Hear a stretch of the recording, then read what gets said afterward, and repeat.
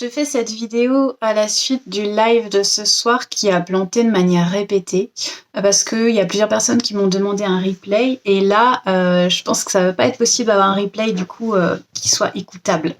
Donc je la refais et c'est pas en direct mais c'est tout comme pour que vous puissiez avoir accès à ce dont je voulais vous parler.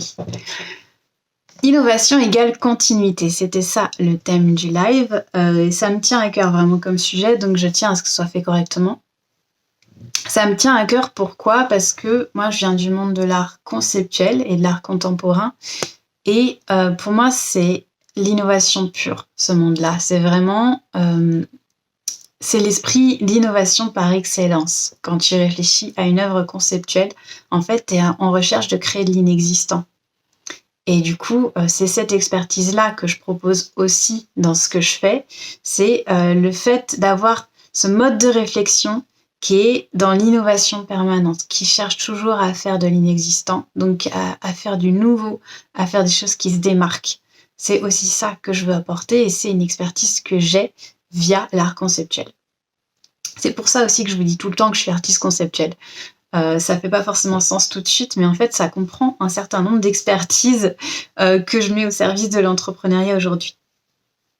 Donc, innovation égale continuité, ça peut paraître paradoxal, parce qu'aujourd'hui, il y a une grande tendance à l'innovation disruptive ou de rupture, mais pour moi, ça fait absolument pas sens d'utiliser ces termes-là. Pour moi, l'innovation, c'est de la continuité, c'est vraiment de la continuité. Innovation de rupture, ok, mais on rompt avec quoi en fait et c'est beaucoup utilisé en entreprise ça. Donc beaucoup de consultants qui arrivent pour mettre en place de l'innovation de rupture et au final on se retrouve avec des réunions, des PowerPoint, un joli enrobage, beaucoup de blabla et puis il n'y a pas grand chose qui change fondamentalement dans l'entreprise quoi. On met 2-3 mesures en place et puis voilà, on appelle ça innovation de rupture. Donc c'est une grande mode, mais pour moi ça fait pas sens. Pour moi ce qui fait sens c'est vraiment de voir l'innovation comme quelque chose qui est dans la continuité de ce qui existe déjà. Pour montrer un peu de quoi je veux parler, je vais revenir à une image que j'avais partagée il y a quelques temps. C'est une image avec l'évolution de la roue. Je te la retrouverai, je la repartagerai. J'en suis très fière. C'est une image avec l'évolution de la roue depuis la préhistoire. On est en moins 4000 avant Jésus-Christ, donc 500 ans avant l'invention de l'écriture, donc c'est encore la préhistoire. Et la roue est inventée, et c'est quoi ? C'est un disque en pierre. Et ensuite, tu as toutes les évolutions. Donc, la roue, elle passe en bois. Et puis ensuite, la roue telle qu'on la voit actuellement sur les voitures les plus courantes, les voitures vendues dans le marché, avec le pneu, les jantes. Et puis ensuite, tu as tout ce qui est actuellement en développement ou développé, qui est vraiment de la technologie de pointe en matière de roue. Et là, j'avais marqué, on va pas réinventer la roue. Ah bon ? Et c'est vraiment cet esprit-là, la continuité dans l'innovation. C'est-à-dire que, évidemment, qu'on réinvente la roue en permanence. Évidemment qu'on réinvente tout en permanence. C'est presque dans notre ADN, en fait, en tant qu'être humain, de toujours tout réinventer. C'est comme ça qu'on s'est imposé sur la planète, heureusement ou malheureusement. Et c'est propre à l'être humain de toujours tout réinventer. Donc, évidemment qu'on va réinventer la roue. Et pourquoi cette expression ? Parce qu'il reste quand même un noyau dur, une essence, on va dire, qui est la roue, c'est un truc en forme de disque qui tourne et qui permet de faire rouler des choses pour faire moins d'efforts en les déplaçant. Ça, c'est le noyau, tu vois. Ce noyau-là, il reste, c'est vraiment l'essence de ce que c'est que la roue. Et tout le reste autour, on va le faire évoluer en permanence et on va innover dessus. Et tu peux prendre le même exemple... Tu peux prendre d'autres exemples pour la même idée. Tu prends les moyens de communication, par exemple, du pigeon voyageur, même il y a d'autres choses avant, mais voilà, du pigeon voyageur à la 5G, il y a quand même toute une série d'innovations qui sont parfois des gros bonds, tu vois, qui font vraiment toute la différence dans la façon dont fonctionne la société entière. Donc ça, c'est l'innovation énorme, quoi, l'innovation vraiment pure. le principe reste le même. On fait voyager une information d'un point A à un point B de la façon la plus rapide possible et de la façon la plus précise possible. Donc ça illustre bien, tu vois, à quel point l'innovation s'inscrit dans une continuité quand même, s'inscrit dans un fil historique. Donc innovation égale continuité, ça veut dire quoi ? Ça veut dire que innover, c'est assimiler le passé déjà, pour ensuite t'élever à un niveau supérieur et de manière durable. Et le durable, je l'ai souligné sur mes petites notes qui sont derrière là. Je l'ai souligné et c'est vraiment quelque chose sur lequel je vais revenir parce que c'est important cette notion de durable aussi. Maintenant, on va voir comment faire ça. Comment développer l'innovation dans la continuité. La première chose, ça va être de développer le goût de comprendre les choses. Ça va être de développer une curiosité. La clé, c'est la curiosité. Pourquoi ? Parce que si tu traites un sujet en surface, tu n'as pas accès à suffisamment de matière pour pouvoir innover.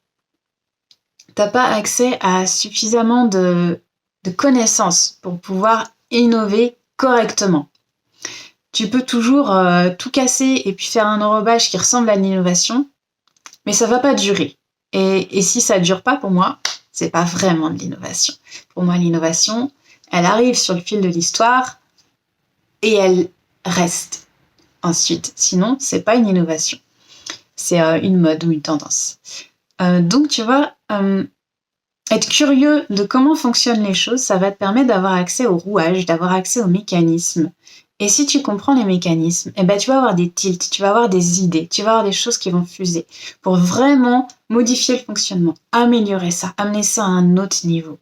Et ça fonctionne pour tous les domaines. Ça fonctionne aussi bien en psychologie qu'en technologie industrielle, que tu vois, partout.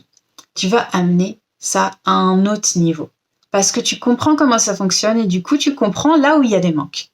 Donc la première chose, c'est la curiosité. Et quand je dis curiosité, c'est aussi apprendre des choses qui sont en dehors de ton domaine d'expertise.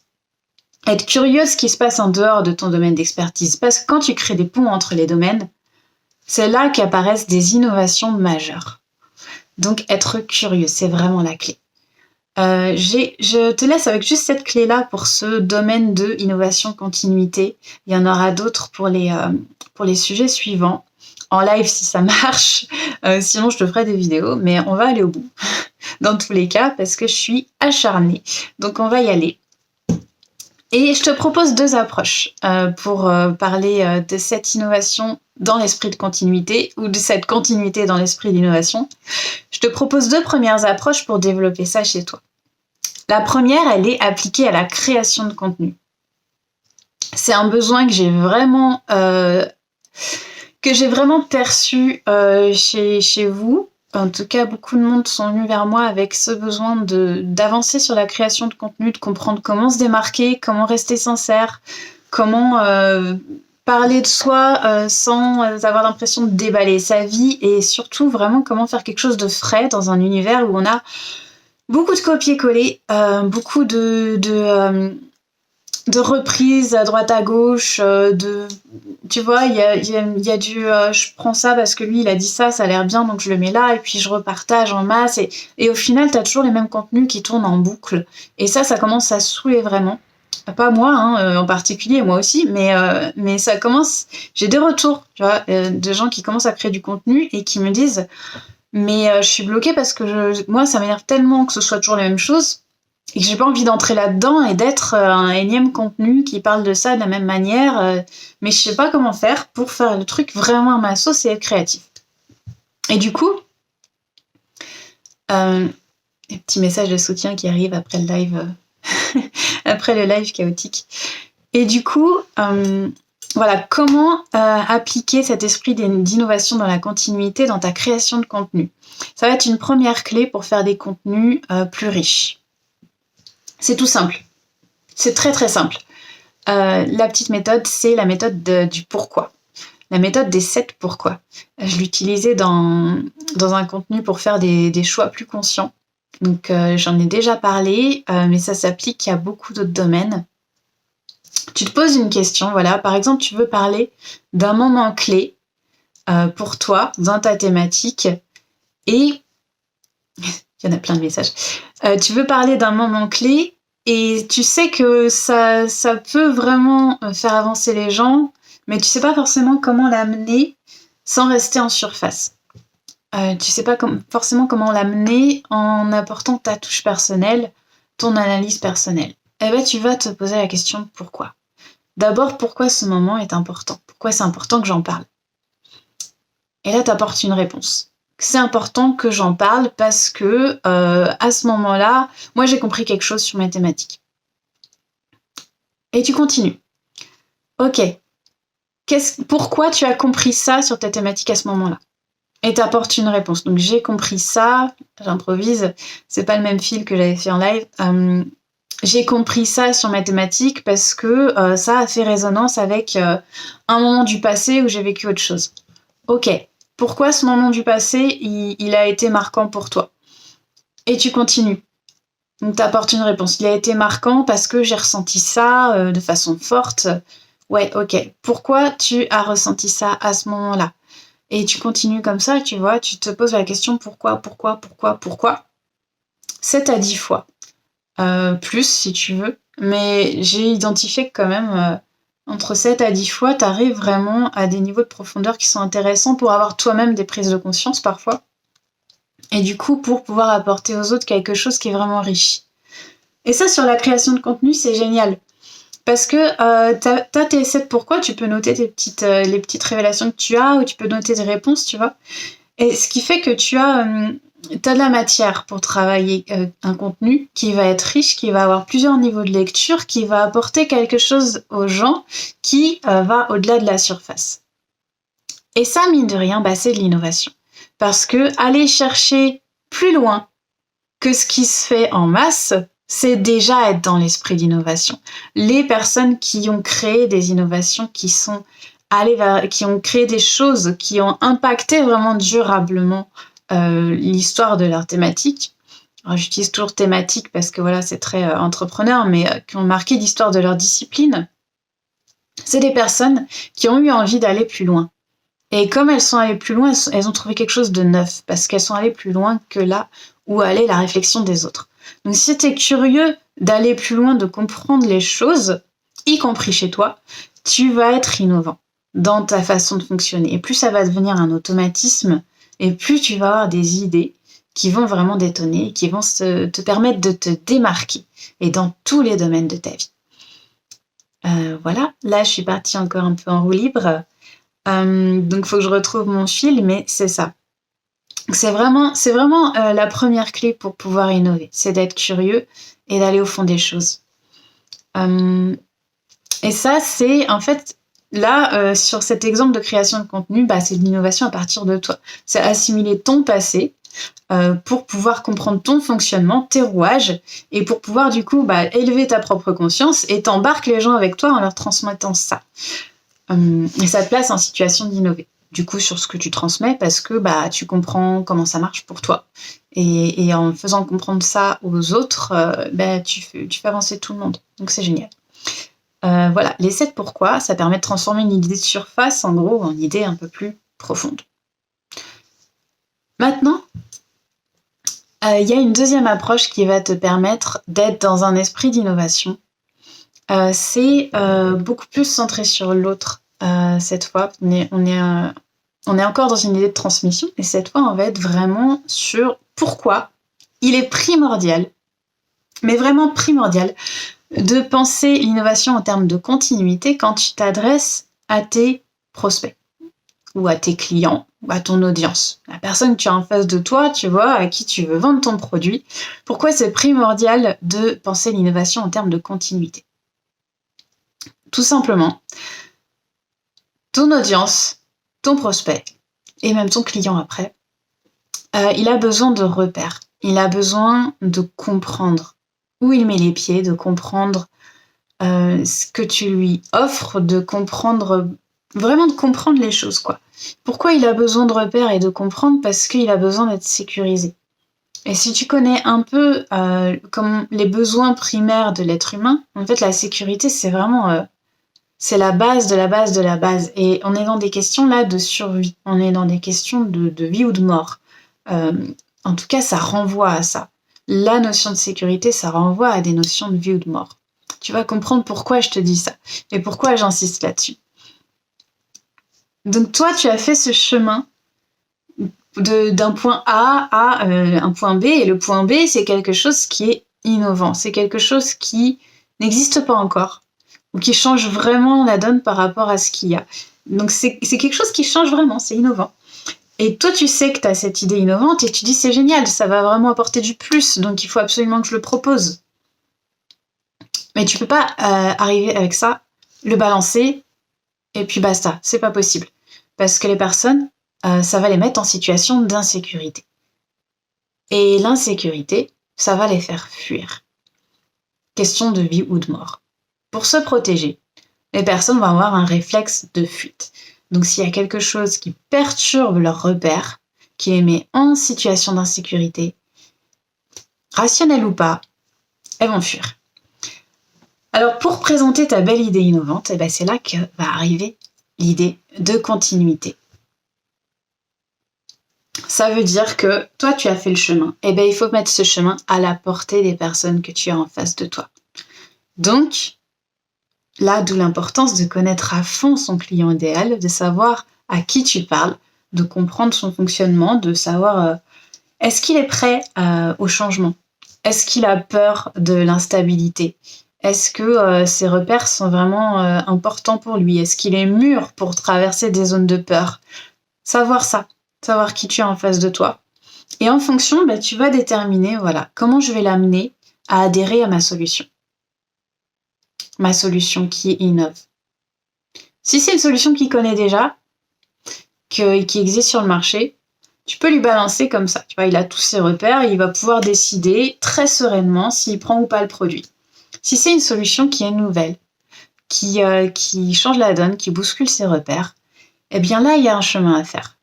Ça vaut le coup, parce que tu apportes quelque chose qui est nouveau, donc tu fais avancer ton thème, et tu peux t'imposer avec ça. Ça vaut le coup, mais il y a quand même un travail à faire sur comment on amène les gens à adhérer. Si les gens n'adhèrent pas, ton innovation, elle peut partir au placard. Elle va disparaître, il n'y a que toi pour la porter, donc ça va pas marcher. Donc là, il va y avoir vraiment un fil à faire. Combien d'étapes? Est-ce que je vais vite? Est-ce que je vais doucement? À quel point je marche sur des œufs? À chaque étape, tu vois, est-ce qu'il est prêt à comprendre ça? Est-ce qu'il est mûr pour comprendre ça? Est-ce qu'il est mûr pour accéder à ça?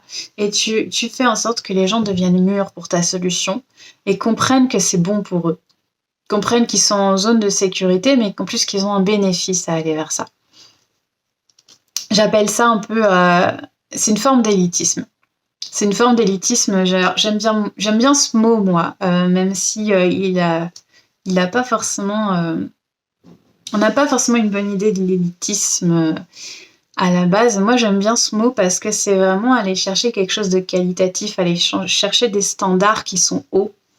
Et si toi, tu as des hauts standards, tu es dans une forme d'élitisme, tu vois, par rapport à des personnes qui ont des standards un petit peu plus bas. Et ça va te permettre, toi, de les tirer avec toi. Mais pour ça, il y a quand même des résistances à défaire, à dénouer. Et ça, c'est comme ça qu'on amène les gens à adhérer à une idée qui va être innovante. Là, je suis allée à peu près au bout de ma réflexion. Comme quoi, j'étais bien dans le temps imparti parce que je voulais faire une demi-heure de live. On est très très large, ça laisse même du temps pour répondre à des questions.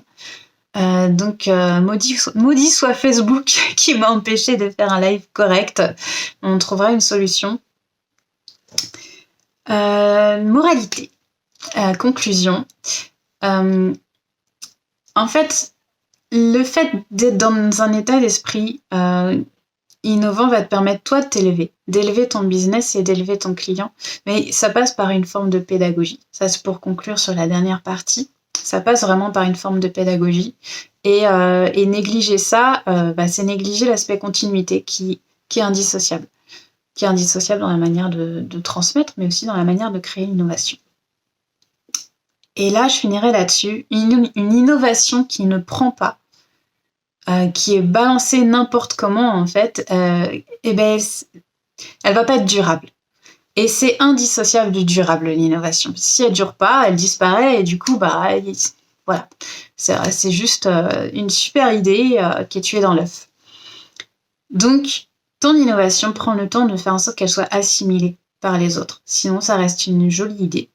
Donc, prends vraiment le temps de faire en sorte le temps de te poser la question, comment je vais faire en sorte que les personnes puissent adhérer à ce que je propose d'innovant. Et pour ça, tu vas créer une continuité. Tu vas créer un fil, un pont qui leur permet de vraiment passer avec toi de l'autre côté et qui va vraiment les amener avec toi, quoi, les embarquer dans ce que tu proposes. Voilà, donc ça vous fait un replay correct. Moi, ça me fait répéter à peu près 3 fois le discours, mais c'est cool, comme ça, c'est bien intégré. Et j'espère que ça se passera mieux pour les suivants. Et du coup, je vous souhaite belle soirée.